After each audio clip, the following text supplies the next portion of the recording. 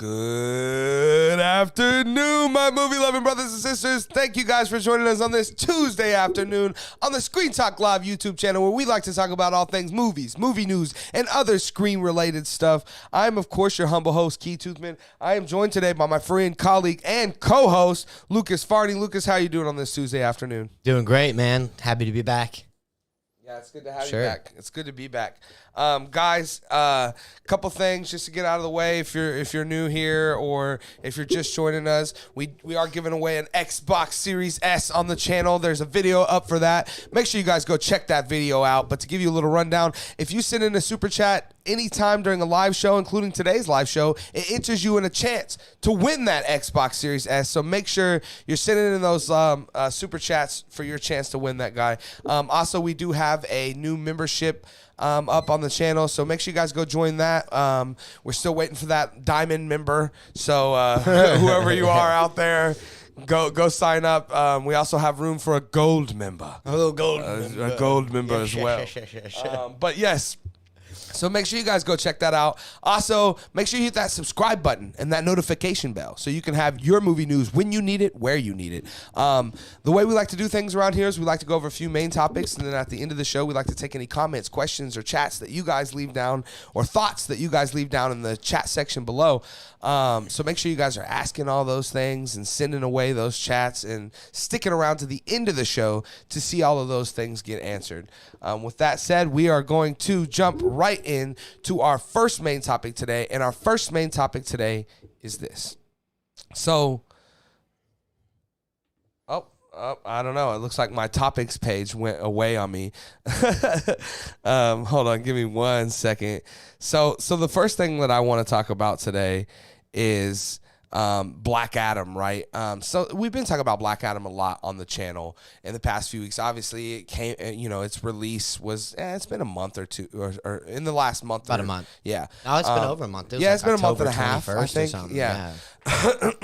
So, as we kind of knew, even though this was technically the biggest opening weekend in box office history for Dwayne "The Rock" Johnson, we knew that this movie was destined and on track to probably lose money. And sure enough, it looks like it's going to.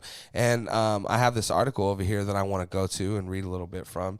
And let's see, this is coming to us from the guys over at Variety. Black Adam has already been given a hero's welcome in its box office run, generating just $387 million globally after 7 weeks on the big screen. So yeah, so it's been almost 2 months for sure. But yeah, this goes on about how much they spent on marketing, how much the budget of the movie was, how much the box office gets. We all know those numbers around here. More or less, the theaters keep a third, right? They spent $200 million making it. It says there they spent $100 million on marketing. The end of the day, the totals are coming out that this thing is going to lose about $100 million, or maybe even more, when it's all said and done. And that's a huge loss. This is crazy, man. What happened to us? Where are all us comic book nerd geek fans of this shit? Why aren't we going out to see Black Adam? And if we are, why aren't we going out to see it again? I'll be the first to admit that I've only went out and seen it once. I had a blast, and I haven't seen it again. But whenever Spider-Man No Way Home was out, we watched it 78 times in the theaters. Yeah. So the question is, why isn't this happening? Obviously, it's not as nostalgic and stuff as No Way Home and certain things like that. But I really expected this to kind of be a big box office thing. I really did. I thought that we were going to see it open with 100 million plus. Obviously, we didn't get that. So yeah, this is kind of what we expected. We expected a loss. I don't know if I really expected a loss of $100 million. That sucks. At the end of the day, hopefully they chalk this up as a W, considering that the fans' response, not critics, but the audience response was well received. They love this movie. So, and people want more of The Rock as Black Adam. So I don't know how that all works out or how it balances out. But Lucas, you're checking this out. What are your thoughts on Black Adam and losing $100 million? That's a lot of money, man. That is a lot of. I'd like to see a chart or some kind of graph of where that places it for specifically like Warner Brothers movies and maybe like DC Comics movies specifically because they have not had a great string of movies. I would say this is probably pretty high up there for one of their bigger bombs, at least in the last couple of years, which is a shame, man. Because we love The Rock, and more than anything, I think the fans can chalk this up as a win. At least I chalk it up as a win in that when they announced this movie 22 years ago, whenever it was, I fully did not expect it to come to fruition. You know what I mean? I didn't think they were serious. I mean, especially not so soon. Yeah, right. No kidding. But it is a win because we did get it, and also it's a win because we got Henry Cavill back as Superman. So, well, let me ask you this specifically. I want you to continue, but before you do, I'm curious of what your thoughts are on why us comic book movie going fans like me and you, and clearly several other of us are not going back to see Black Adam. What's your thoughts on that? Why not? Why aren't we going? There's a lot. I mean, there's a lot to it, man. I mean, it came out, 2 weeks before Black Panther. So there's that already. There's an influx. And it just may have been 3 weeks. Give or take. Yeah, probably 3 weeks. But still, man, I mean, it in the world that we live in, I mean, that's our whole job here is, we talk about it all the time. Right. We don't have enough time in the world to go see everything we want to already, let alone go see it multiple times. Right. And we did. I personally think I saw Spider-Man No Way Home like 5 times in theaters.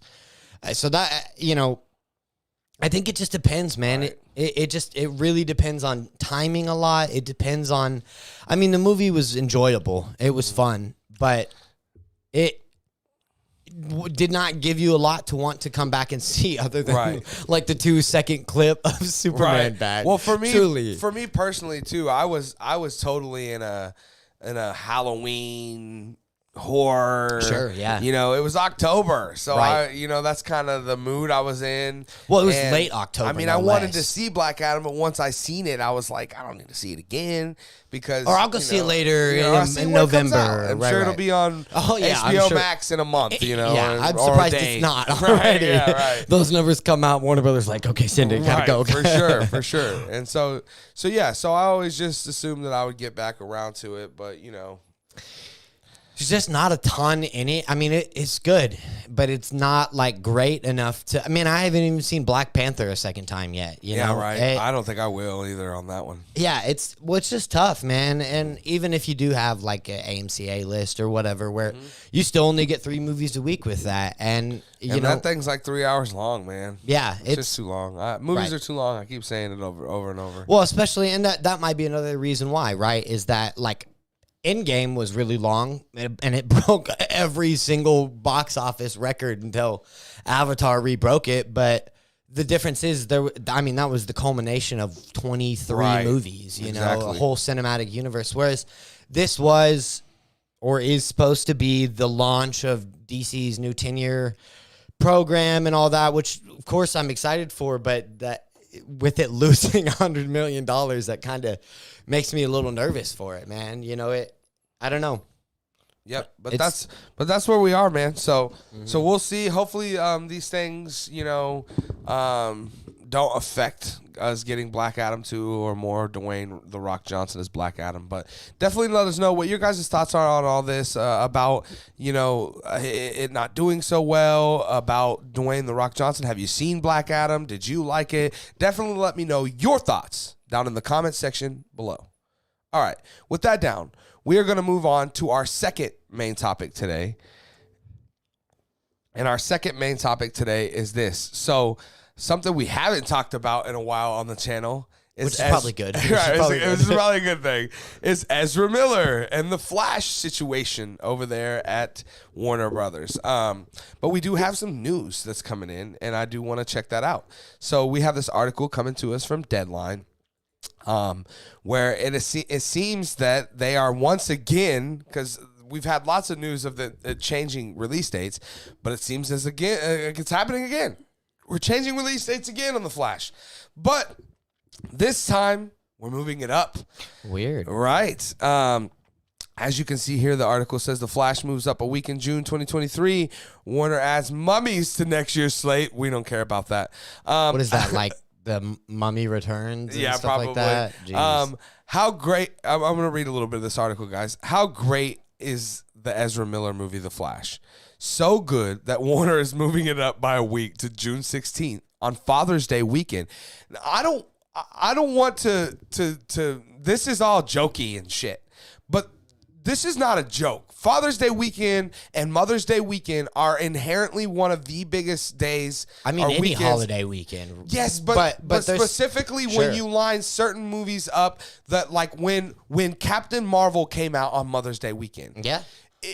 Dude, there was like this overwhelming response of mothers and daughters going to see Captain Marvel together. So you line up this movie. We're talking about The Flash. You know, this is something a dad could totally take his son to, you know, right? Or that a son could totally take his dad to, right? This is probably going to be a big hit on Father's Day weekend. So I don't want to overlook that. Anyway, I'll keep going. No, we don't want to talk about all the shit Ezra Miller's doing. Apparently, that's all they want to talk about. But yeah, so this is the news, right? So it's moving up a week, and after lots of different movements, moving up, down, round, around, it's finally, I think, gonna settle in at this date. Lucas, this isn't that far away, bro. I keep feeling like it's going to be forever before we see The Flash, but it's felt like it. Or it's often felt like that we may never see it, right? I was worried. For sure. But it seems that we're going to get it. It's moving up a whole week now, and yeah, I'm excited for this. There's been obviously lots of murmurs and lots of talks behind the scenes at WB that this movie that Andy Muschietti has made is freaking awesome, and that it's the best thing that the DC has had to offer film-wise. So super exciting to hear those things, and I can't wait to see this. So I'm glad it's moving up a week. Not that big of a deal, not that big of a difference, but it's still news that we report here. So Lucas, what are your thoughts, man? I would say in some ways this is surprising. Because when you first texted me the list of what we were talking about today, I was like, oh great, they moved it back again until I looked it up. But I guess it's not surprising in that, like, within the last week or so, I've seen a bunch of like promo material start to get leaked or come out or whatever. There's that art of the Flash with what looks like Michael Keaton's bat suit with the ears like chopped off and spray painted red and stuff like that. There's been a bunch of movement, or maybe even just a little bit of movement, and so I'm excited it's moving up. I think also it shows that Warner Brothers is obviously ready to release it more so than at least I anticipated. Like we were just saying, I was worried it was never going to come out. Yeah, no doubt. But I think, I for whatever Variety was joking about, I think moving it to Father's Day weekend actually is genius, because from the bits I've heard about what this movie is going to be about, I think it might even at least the Flashpoint paradox in the comics, explores like Thomas Wayne, what happens if Bruce Wayne died instead of Thomas Wayne and Martha. Right. And so Thomas becomes Batman in some ways, and Martha whatever. And I don't think they're going that way. I remember Jeffrey Dean Morgan, who'd played, the Thomas Wayne in the DCU, had said that he's not going to be in it or something like that. But clearly we're going to have two different Batmans in this already, with Michael Keaton and with Ben Affleck. And I think we may have more than that. Sure. But all I'm saying is that I think we're going to see all Batmans, but probably specifically Ben Affleck's Batman, take on a really fatherly role for the Flash. I mean, you kind of got a bit of that in the Justice League already, with that connection. Or me and Shane were talking about, there were rumors of Kevin Conroy's animated, like they go into an animated world. Perfect. And Kevin Conroy's Batman what is a tribute, there, right? Man. Right, no doubt. I hope they did do it now, I hope me too, yeah. For sure, yeah.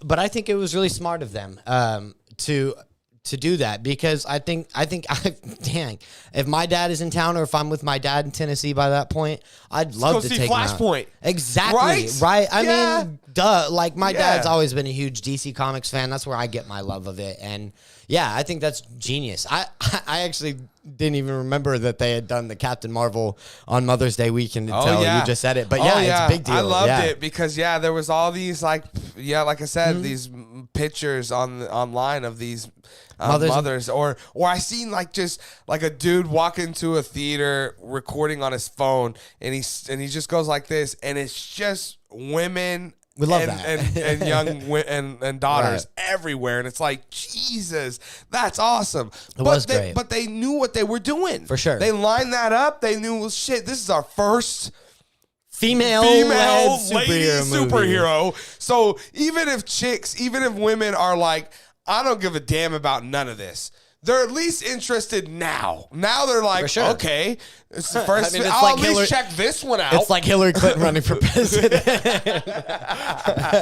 Whoa! Now we're interested in politics. What's going on? You got a female in there? Maybe. Oh man. But no. I'm really, really looking forward. I have been looking forward to this movie, regardless of what that Messiah ass dude thinks he's doing. And maybe this means they finally got like a rein on Ezra Miller. Like Warner Brothers, like, look, we're not going to send you to jail, but we're putting you in DC jail. We as society could only hope. Got it. We could only hope that he's not going to try to break into my home and steal my liquor. And then my daughter. Give my daughter acid, and then nightmare.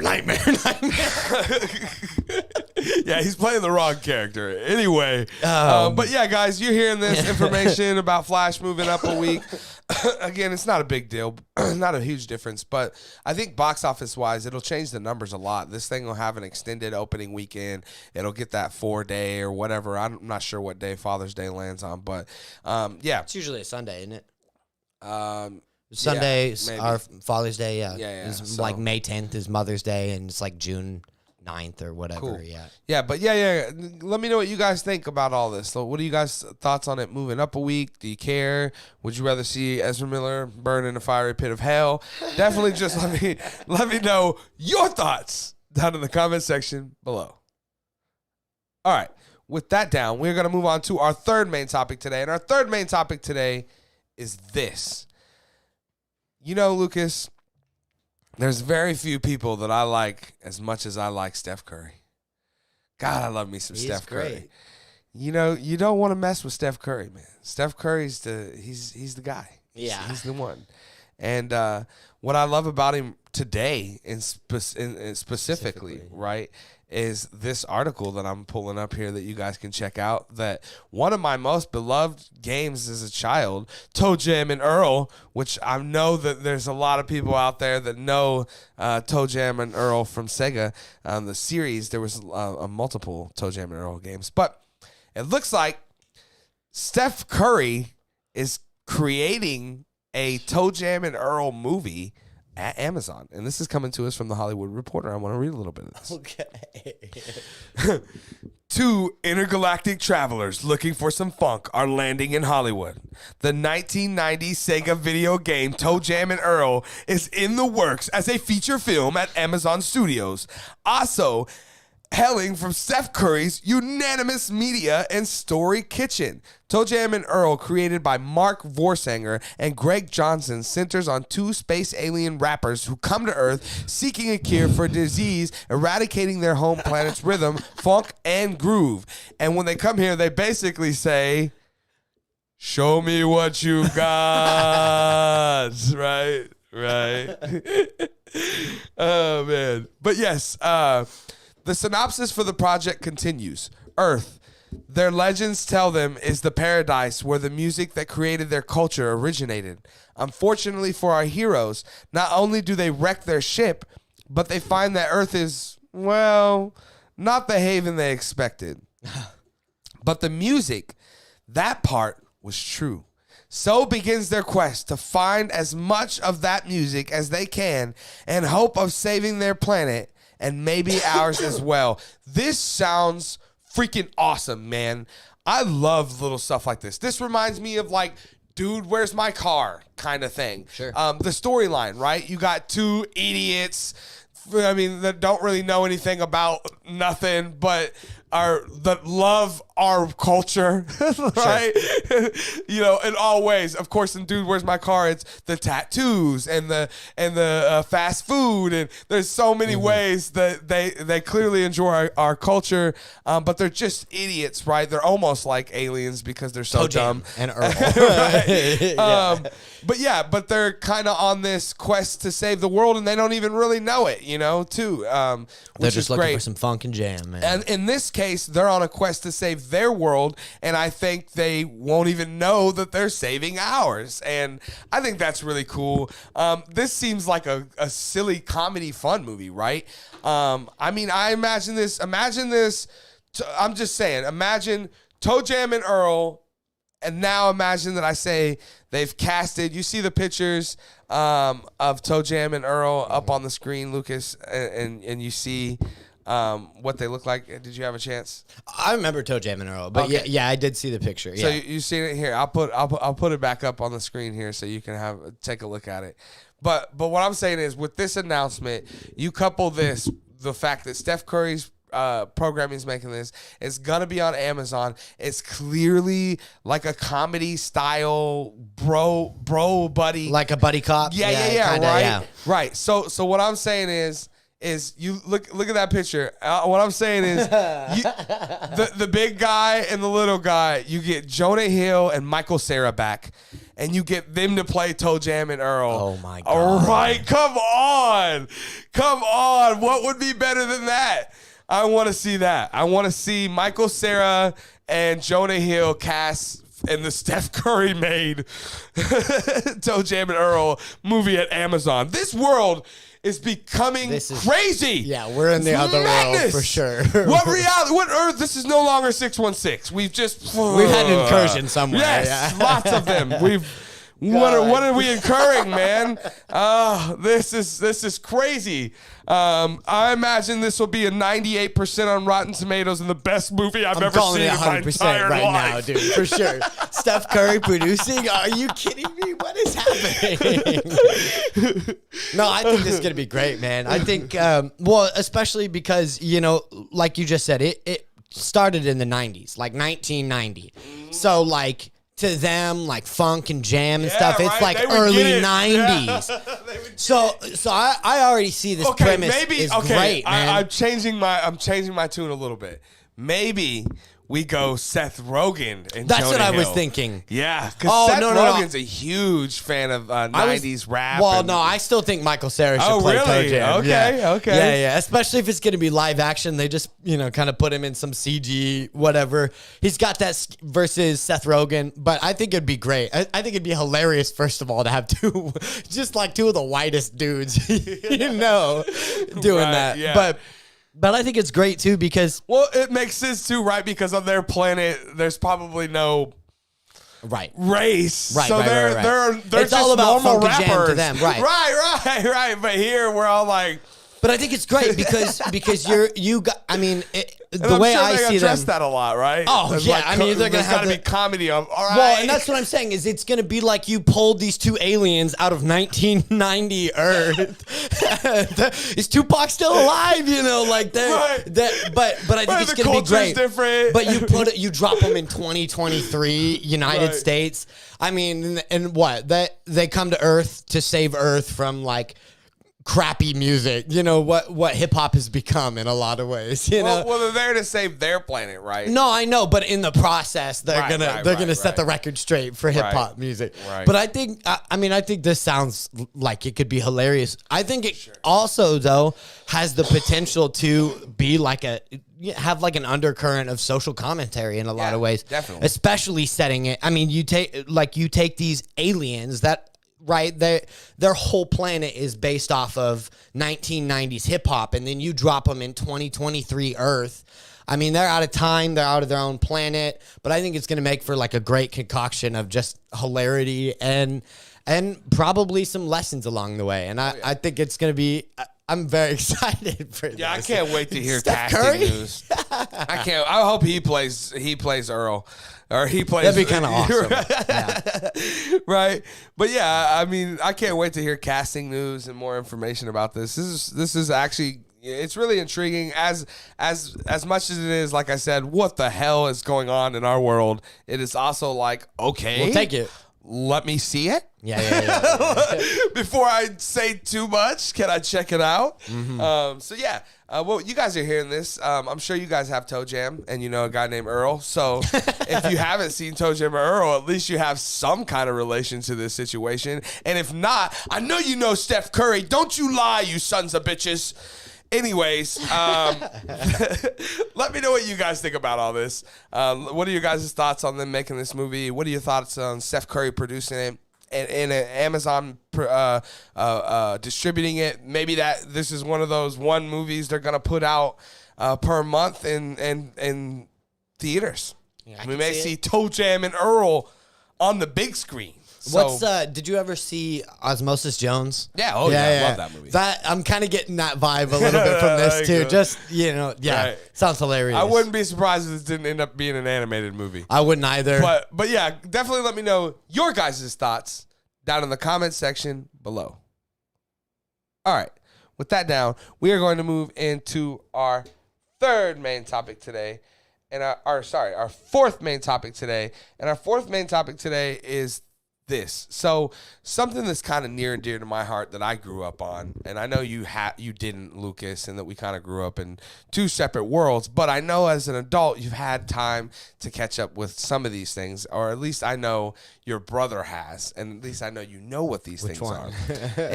and that's the Friday series, right? Oh, sure. Yeah. The first Friday with Chris Tucker and Ice Cube came out in 95, I believe. And, I was just a little dude, but, man, it was kind of a big thing culturally to everyone. It was culturally significant to the people that I lived around. And so it kind of became this big deal. And then in around 2000, now I'm a little bit older, is when Next Friday comes out. And, God, I mean, that movie is still like iconic in my head, I still quote it all the time. I love Pinky. I love Day Day. I love Mike Epps. I love a lot of that movie. And then, of course, 2 years later in 2002, they come out with Friday After the Next, right? And that movie's kind of dumb, and it's not great. It is a Christmas movie, so I will have to check it out very soon before Christmas is over because, love Christmas movies. And it is fun for a Christmas movie, but not quite as good as the other two movies. But then there's always been this kind of discussion, right, for the past few years that Ice Cube's always had in interviews of, hey, we want to do this movie called Last Friday, where it would be the last Friday in the Friday series. So even though it would be fourth, it would be last. And he's this has gone on for a few years. It was like 2020 when he first mentioned it. Of course, it was in the height of the pandemic. There was lots of things going on with that.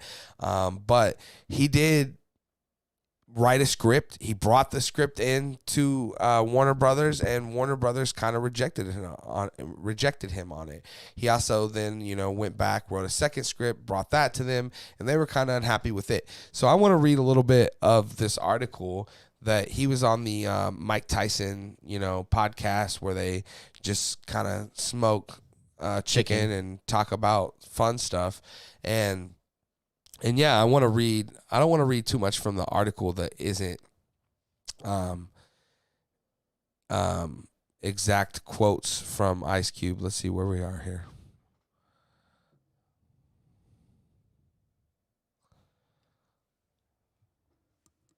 Okay, apparently this article isn't going to give us any of the quotes from it. But here we go.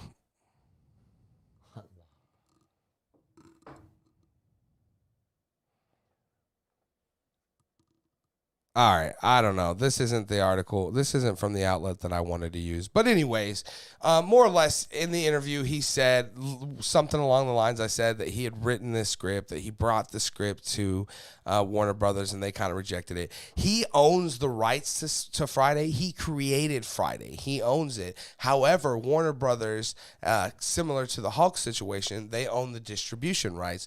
So they get to say, if a movie gets made, because if they won't distribute it, then obviously no one's going to pay to make it, right? So basically, he's kind of in a Sly situation now with Sly's in with Rocky, where he's like, hey, it's my thing, give it back, I own it, you're not going to use it. I mean, granted, they are using Rocky, but they're definitely not using Friday, and he's kind of got an argument to say, hey, bring it back. He does also go into a little bit about the stories that the scripts that he wrote and how they would affect the whole Friday franchise, and that stuff's really interesting too. But it's kind of, there's no point in really even talking about it because it was rejected, and some of the reasons why it was rejected were just weird.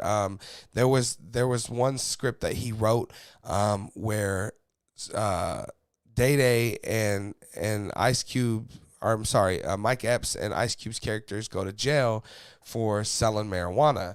But the studio that's the plot of the movie, Lucas. Sure. That they wrote. Sure. And the studio was like, well, we like it all, except we don't like that they went to jail before pot was legal. Me neither. And Ice Cube was like, what? Who cares? What does that got to do with anything? Well, right. I say me neither in that we have pot legal now in how many states, and they're still in those states specifically. Sure. Right. So I'm agreeing with him. I'm saying it's weird. Yeah, right. That they think it's weird. Yeah. What a great commentary, man. I mean, I think that's really for sure. But yeah, so very interesting. And then he wrote another one where it was involving Smokey's son, who had grown up and kind of become the Debo of the original neighborhood and was kind of causing havoc. And Ice Cube's character has to go back and kind of, check the situation and help the hood again. And at the end of the day, they rejected it as well. And again, I don't know what all the story is behind all this, but it seems like Ice Cube wants this back. He wants to make Last Friday, and in fact, he wants to make the other one. He was talking about doing them both at some point. So one would kind of be more of like a before, prequel, or whatever. Interesting. Before Last Friday. And we are in the world of IP and all that shit, and maybe this is one to capitalize on. Who knows? I think that. Most people I know that watch Friday would at least check out another Friday movie. But Lucas, you're hearing this. What are your thoughts, man? Yeah, I mean, I think the only like reason I can think that they would be being weird about it like this, man, is probably just the merger. They've got a lot on their plates. Yeah, but this was way before the merger. Well, but even back in 2020, that. Like, it's only 2022. They were that merger took place at the end of last year, right? Or was it early this year with Warner Brothers? I think it went through at the beginning of this year. Yeah, but it went through like pretty quick. It was like 3 months after they made the deal, which usually doesn't happen. Like, think about how long it took Disney to acquire Fox. Well, yeah, but there was. I mean, I feel like that's a little different, right? Because that's Disney acquiring another film production company, right? Yeah, but I mean, that Still, was yeah. Still, it is weird to say the least. I mean, especially that first one alone sounds like a great premise, dude. And I haven't ever had a chance to watch all of them all the way through, but because you're right, we did grow up in a little different worlds. But the things I've seen of it, they're great. It's hilarious. I mean, like the article said at the beginning, the first one was what solidified Ice Cube as a force in Hollywood in the first place. And I think that, I mean, we do live in a world where everything is about recognizable IP, right? I mean, they're making a Toe Jam and Earl movie. Why can't we get a Last Friday, man? Or even like, it just doesn't make sense to me. I mean, if they were to say that it's not profitable, it's not this or that, but their only justification for throwing out at least that first script is it's weird, that's weird to me. You know what I mean? Like, I don't know. We're not on the inside conversations. We don't fully know what's happening, but like, I think there's enough audience out there. I mean, there's 3 of these movies. I think there's enough audience out there. If they can make another like Bill and Ted, you know what I mean? Another Matrix. Like, no kidding, right? All like, why not? Why not do this? This would cost like a 1/10 of that to make. If that. Yeah, if that. Maybe 1% of that. Right. So it's weird. If the people behind it want to do it, if the audience is clamoring for it, at least somewhat, just do it. Why not? I don't know. Right. It's kind of weird. For sure. Yeah, guys, you guys are hearing this information about Friday. Let me know what you guys think. Are you guys Friday fans? Do you want Ice Cube to get it back? Would you rather see him kind of make this himself? I could see this being as a great, like Netflix thing. Like, just pops up on Netflix. Or HBO Max. And there it is, kind of thing. But yeah, definitely let me know your thoughts down in the comment section below. Okay, with that down, we're going to move into our 5th and final main topic today. And our 5th and final main topic today is this. Lucas, late last night, I got on to see what our main topic would be today. And when I was scrolling, I scrolled one instance and immediately seen that our beloved Kirstie Alley had passed away. If you guys don't know, we are located here in Wichita, Kansas, home of the me. But yeah, and when I was telling my wife, she had no idea who Kirstie Alley was, and I expected that. Kirstie, she's 71 years old when she passed away. It was too to me. I thought she was in her 50s. Yeah, I did too. Like, she looks great. It freaked me out. But yeah, but I was telling my wife, when I was in elementary school, literally in elementary school, I remember her being like somewhat of a legend, like in that we were taught about her, and we grew up, yeah, and like, we were always taught you could be anything. We grew up in the world of self-expression being cultivated, and we were taught that we could be anything we want and do anything we want, which we now know is a bunch of bullshit. But sound like Fight Club over there. But yeah, and I remember one of the things, that they said that we could be was we could be a movie star. We could be in Hollywood and we could be in movies.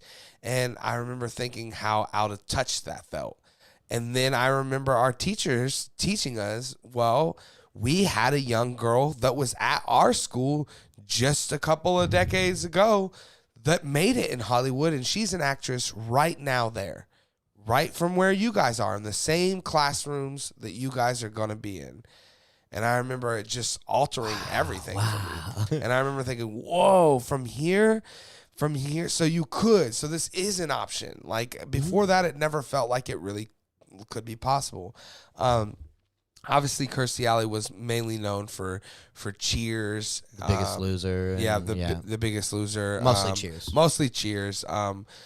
She was a very beautiful lady when she was in her prime, when she first got to Hollywood. She also, she was a big deal, man. I don't want to understate it, or she was a big deal, and she had a Hollywood Walk of Fame star. So this is a sad day for film fans, obviously, but an even sadder day for us Wichita natives who, like I said, kind of grew up knowing of her as this legend, this almost a kind of a god or goddess, to us. And like I said, she was always kind of this inspiration in the back of our minds that it was possible for even us from this little old hick town in, Kansas. Bible Belt, Kansas. Yeah, to make it to Hollywood and be an actual star. And yeah, and it's too bad that she's passed away. Like I said, it's prayers to her and condolences to her family and friends and everyone that I'm sure is affected by it. I'm sure she has children and stuff like that. And yeah, condolence to all of them. We wish you guys all the best getting through that. Thankfully, I haven't had to lose my mother, and I couldn't even imagine such a situation. And Lucas, I'm sure you feel the same way. Absolutely. But yeah, we just want to say more than anything here from the Screen Talk Live YouTube channel that we love you, Kirstie Alley, and really, like I said, you were a legend, man. You were an icon around here. We know you weren't here. We know you had that house over there in College Hill that we would always drive by, Clifton Square. Yeah, and we knew that was your house, but we knew that you weren't there. Hardly. You only knew she was there if there was the Buick out front. Yeah. We knew you would rather be in LA, and we would all rather have been there with Me you. too. But you're in all of our hearts today, man. And I just want to say, rest easy, rest in peace, and